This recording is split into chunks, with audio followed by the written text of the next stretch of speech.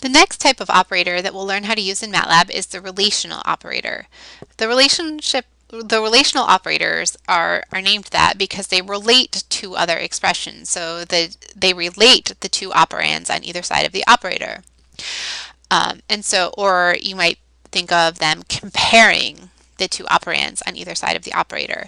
And we're actually familiar with the relational operators from math. They're things like less than, greater than, or equality and inequality.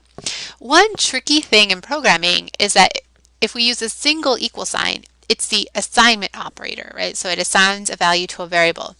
If we want to ask if two values are equal, so if we want to check equality, we need to use two equal signs.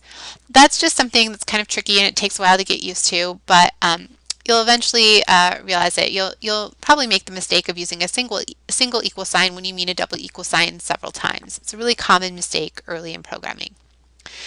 So let's take a look at what happens when you execute a relational operator in MATLAB.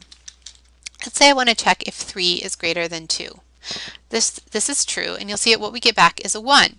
If we say whose, right, we'll see that the type of answer, right, which is where this result from the previous operation was stored, is a logical. So we said that logical type is storing a true or false. So we're saying that 3 greater than 2 is true. So that relationship is true. It holds between those two values.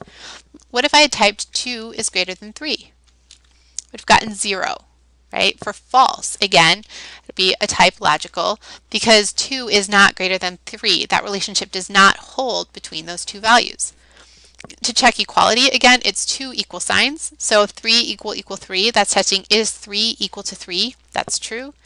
3 equal 2, that should be false. 3 is not equal to 2. If I wanted to test not equal, 3 tilde equal 2, is 3 not equal to 2? The answer to that is true.